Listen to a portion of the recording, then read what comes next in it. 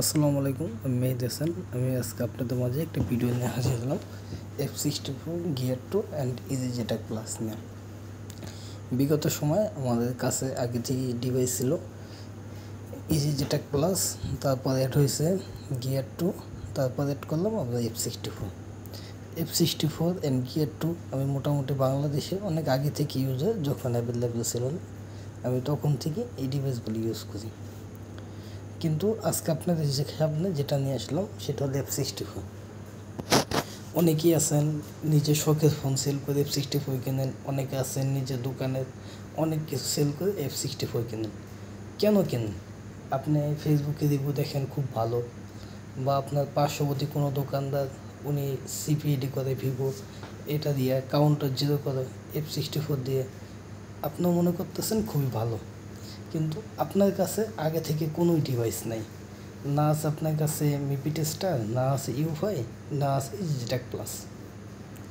আপনি কী কেনেন? লো বাজেটে একটা F64 কেনেন। লো বাজেট, তাও কীভাবে? শুধু আইএসপি কাজ করার জন্য আপনি F64 কিনতে পারেন অনলি 39,000 টাকা দিয়ে। জি, 39,000 টাকা দিয়ে কেনার পরে আপনি কী করেন? এটাকে মডিফাই করেন। মডিফাই করতে আবার আপনার খরচ হয় এক্সট্রা 5,000 টাকা। 39,000 44,000 টাকা। যাক, মোটামুটি একটা লো প্রাইজই বলা যায়। ফুল প্যাকেজ কিনতে গেলে আপনার 79,000 টাকা, সাথে আরও 5,000 টাকা অ্যাড করা লাগে, তাহলে হয়ে যায় আপনার 84,000 টাকা। F64 যেটা সবচেয়ে বড় সমস্যা, এটা অনেক সময় আইডেন্টিফাই করার সময় ফোন ইজিলি ডেড হয়ে যায়। হ্যাঁ, এই ডেড ফোনগুলো নিয়ে আপনারা খুবই কনফিউজ থাকেন যে আমাদের ডেড ফোনগুলো কীভাবে আবার F64 দিয়ে তুলবো, এটা নিয়ে খুবই কনফিউজ থাকেন। হ্যাঁ, অনেক ক্ষেত্রে সেই ফোনটা আবার F64 দিয়ে তোলা পসিবল হয়, অনেক ক্ষেত্রে আবার সেটা পসিবল হয় না।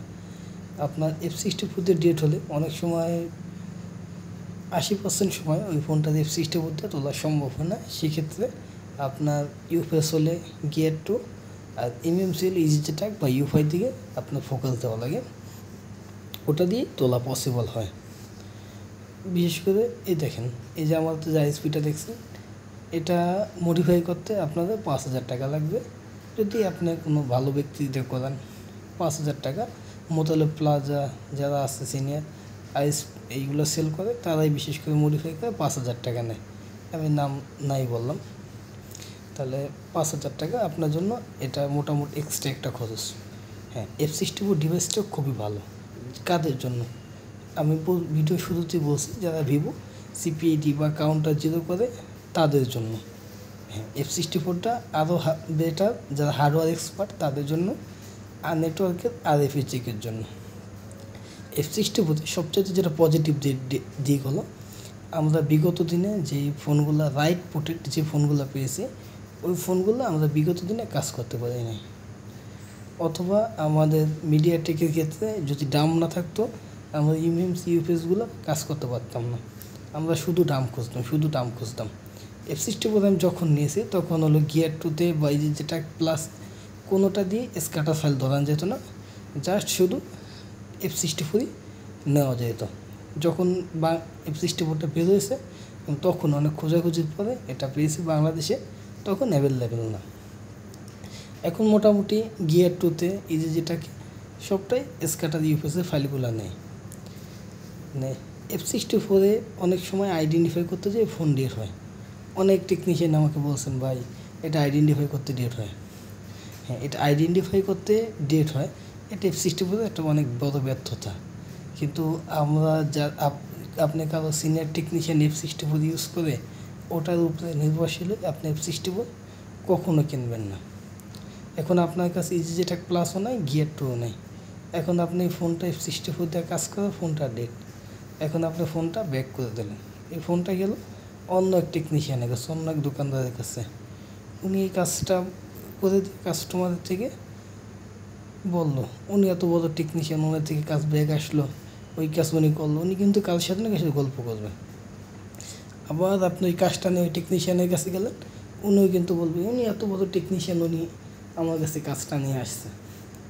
তাই যাদের কোনো আগের থেকে কোনো বক্স নেই, তারা আমার মনে হয় শুধু F64 না কেনা বেস্ট। দেখেন F64-এর ক্ষেত্রে আর একটা যে কমন সমস্যা, F64-এর আলাদা যে সকেটটা, ঠিক আছে, এই যে অনেকে আছে গিয়ার টু সকেট বা যেটাকে আগে যে সকেট আইসি ফ্রেমে ওইটা দিয়ে ইউজ করেন, কিন্তু 90% সময় অনেক আইসি পায় না, এই জন্য আবার F64-এর নিজস্ব সকেট কেনা লাগে। F64-এও সমস্যা আছে, যেমন 4.0 বা 4.1 আইসিগুলো ইউএফএস 153 বিজে পেতে চায় না, সেই ক্ষেত্রে আবার আপনার গিয়ার টু প্রয়োজন হবে। সেই ক্ষেত্রে আমার পরামর্শ, যাদের গিয়ার টু বা এই যেটা প্লাস নাই তারা শুধু F64 কখনও নেবেন না, নিলে আপনাদের জন্য অনেক ক্ষেত্রে আপনাদের অনেক প্রকার সমস্যা। যেমন দেখেন আমার হাতে দুইটা ফোন, দুইটাই ভিভো, দুইটাই ডেট, জাস্ট আইডেন্টিফাই করছে তখন ডেট। এটা কিন্তু আমার জন্য খুবই একটা প্যারাদায়ক, খুবই কষ্টদায়ক কাজ। আমি কখনো এইসব ভিডিও নিয়ে আসি না। অনেকেই বলছেন ভাই দুইটার একটা ভালো রিভিউ দেন, ভালো দিক খারাপ দিক বলেন, আপনি যে দীর্ঘদিন যাবত কাজ করেন, সেই ক্ষেত্রে আমি নিয়ে আসলাম। সবাই ভালো থাকবেন, সুস্থ থাকবেন, ধন্যবাদ।